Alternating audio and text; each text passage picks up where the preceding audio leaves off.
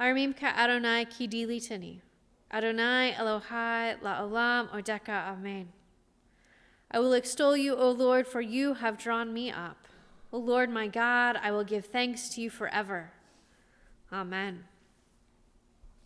So this year during Lent, we're talking about being a church of life, as inspired by Paul Nixon's book, I Refuse to Lead a Dying Church.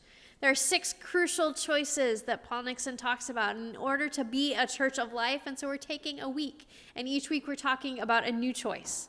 Last week he talked about choosing to be a church of life, choosing life over death, and what that looks like, and how it is that we can welcome and accept God's way into our lives, that we can choose life, that we can choose to be a church of life. And sometimes that's not easy, but it's important. Today we're going to move on and we're going to talk about choosing community over isolation. Now I know that if ever there was a time when I didn't need to tell you about the importance of community, today, after some 50 weeks of distancing and masking and global pandemic come to Minnesota, today is the time where I clearly don't need to tell you how important it is that we live in community, that we reach out, that we touch one another, that we be a part of a grander thing.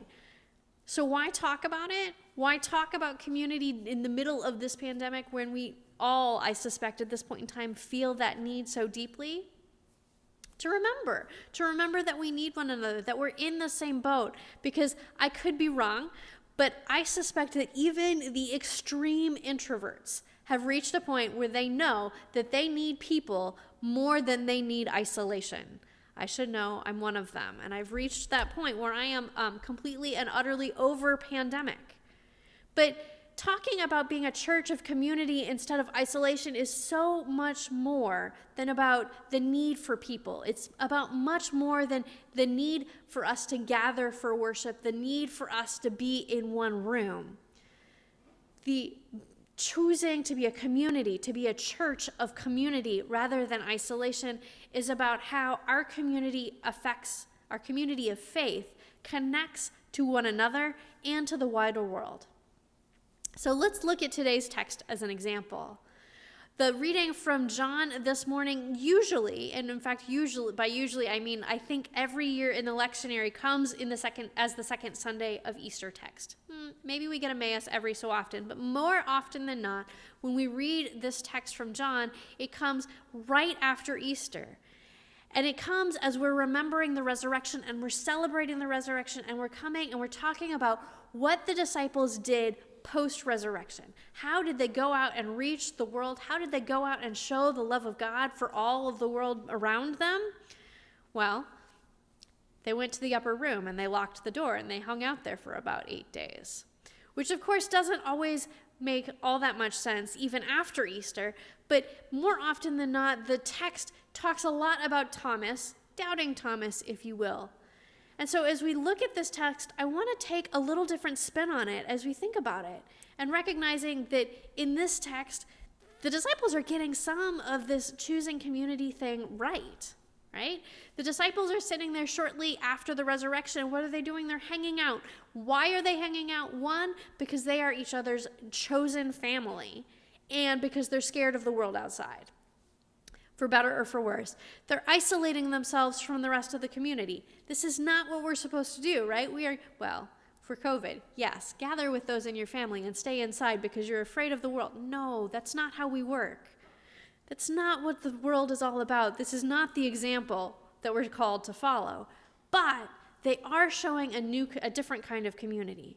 The community within the upper room, those who have gathered, those who are scared of the outside world, but who are together with each other, I think have created a beautiful community. Why? Because when Thomas comes back and says, "You saw Jesus," I don't believe you. They don't shun him. They don't razz on him. They don't tease him. They don't mock him. They don't make fun of him, at least not in this text. What they do is they welcome him and they say, "It's okay, Thomas. We'll figure it out. It's going to be all right." So a week or so later, when Jesus comes back, Jesus demonstrates that community. "Thomas, come, feel my hands, put your hand in my side, be a part of this community. Know that your whole self is welcome here." Thomas isn't wrong in his ability to communicate.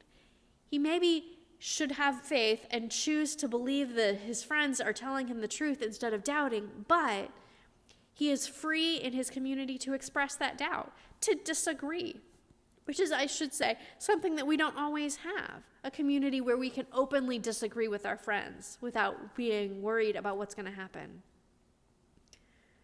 Thomas is able to reach out and to show that doubt, to be in that community.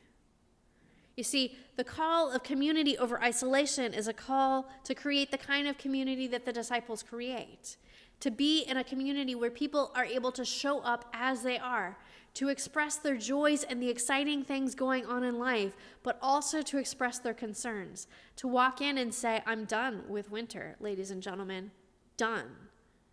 And it's okay. To be able to say, I'm not sure what's going on, to be able to say, you know what, we need to stop talking about these things because I am getting more upset the more we talk about them. To come in and to say, here is where I am today. And as a community, to be accepted in that. Here's the trick though, that doesn't just happen easily. It actually doesn't happen if we just come for worship. Because when we come for worship in this setting, on Zoom, we talk a little bit back and forth, but not a whole lot. When we come and we're in the sanctuary, everybody's looking at me and they're not looking at each other, at least not unless they're elbowing their friends and family because of some point that the pastor has excellently made that goes against everything that's going on in their world. That kind of community comes from a small group, from gathering with people over time, over and over again, to ask the simple question that Wesley would ask. How is it with your soul? And to expect an answer, and not a flip answer like, oh, my soul is fine today, but to expect the real answer that says, today, I'm tired of the snow, or today, I think cancer sucks, or today, whatever it may be. And it may be that our soul is singing on any given day, or it may be that our soul is just not so sure that we want to get out of bed. But to be in a community where that is accepted and the full range in between is important. That's the kind of community that the disciples create. But the call of community over isolation, on top of creating that kind of community the disciples create, is also to go one step further and to say that we can gather in this place and we can gather week after week in worship in small groups, and we can have the created community where everyone is welcome to show up as they are. But unless we are inviting others into the community is not complete. The most welcoming community, the one who is most open to hearing everyone else's opinions and expressions, simply becomes a high school clique of mean girls if we don't go out into the world and invite others to come in with us. If we don't reach out into our wider community, into our neighborhoods, into our friends and our family who are not here, into the world around us, then we become isolated, not from each other, but from the rest of the world. So I've got to say, I know that creating community both within the congregation and within the world is a lot harder now. It was hard before. Let's get real. It's hard to create community, and before COVID, it was a hard thing that we all needed to work on. But now we have a new challenge. Why? Because more often than not, when I see people, get it right, this is how they see me. In fact, on Sunday morning, you always see me this way. Got Bob and Larry on my face. Or we're on a computer screen and we're not always relating all that well. Or we're halfway across a room and yelling at one another. Our challenge then becomes that on top of creating community with each other and creating community in all the world, we have to do so in a world where we're not so sure how to relate to each other just as yet. We've been doing this thing, this COVID thing, for 50 weeks. I counted. It is, I'm going to generously say, 45 weeks longer than we thought we were going to be here. And the chances are that we will be here for another many weeks Gosh, I hope it's not another 45. But we can still reach out and show our love to the world. We can still reach out and help others know that they are loved, know that they are missed, know that they are a part of our community. So this week is my challenge. Find a way to reach out, to show your love to the world around you, to invite others in. Maybe you have a friend or a family member who just has something they really need to be doing on Sunday mornings at 9:30, like clicking on a Zoom link and participating in worship, like reaching out and showing love and care. I remember early in the days of the shutdown, when we were isolating on purpose, when nobody was leaving home unless they had a really, really good reason to, the hearts in the windows of the buildings around us.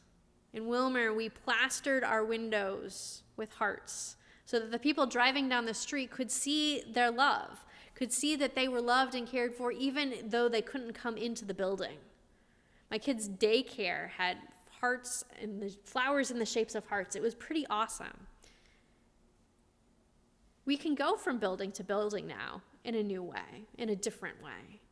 But we still need to plaster that love around, to show that love, to reach out to each other and to the wider world so that we are seeking community more than we're seeking isolation.